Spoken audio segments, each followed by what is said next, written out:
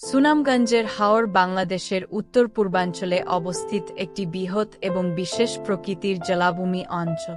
হাওরগুলো সাধারণত বর্ষাকালে পানিতে পূর্ণ থাকে এবং শুষ্ক মৌসুমে ধীরে ধীরে পানি শুকিয়ে যায়।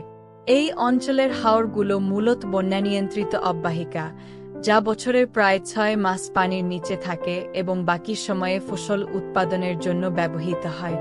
সুনামগঞ্জ জেলার হাওরগুলো বাংলাদেশের অন্যতম প্রাকৃতিক সৌন্দর্য ও জীববৈচিত্র্যে ভরপুর এলাকা হিসেবে পরিচিত। সুনামগঞ্জের হাওরের মধ্যে উল্লেখযোগ্য কিছু হাওর হল টাঙ্গুয়ার হাওর, পাতলাই হাওর ও দোপাজানি হাওর। বিশেষ করে টাঙ্গুয়ার হাওর একটি রামসার সাইট হিসেবে আন্তর্জাতিকভাবে স্বীকৃত, যা জীববৈচিত্র্যে সমৃদ্ধ এবং এখানে বিভিন্ন প্রজাতির পাখি, মাছ ও অন্যান্য বন্যপ্রাণী দেখা যায়। শীতকালে এ হাওরে সাইবেরিয়া থেকে আসা পরিযায়ী পাখিরা এসে আশ্রয় নেয়, যা পর্যটকদের জন্য একটি বড় আকর্ষণ। হাওর অঞ্চলের মানুষ মূলত কৃষি ও মৎস্যজীবী। বর্ষাকালে এখানে বিশাল জলাভূমি সৃষ্টি হয়, যা মাছ চাষের জন্য উপযুক্ত। শুষ্ক মৌসুমে এই জমিগুলোতে ধান চাষ করা হয়, তবে বর্ষার সময় অতি বৃষ্টির কারণে এই অঞ্চলে বন্যার আশঙ্কা থাকে, যা ফসলের ব্যাপক ক্ষতি করতে পারে।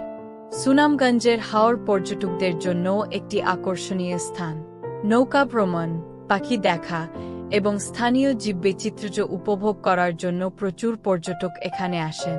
হাওরের মধ্য দিয়ে বয়ে যাওয়া নদী এবং ছোট ছোট খালগুলো এ অঞ্চলের সৌন্দর্যকে আরও বাড়িয়ে তোলে।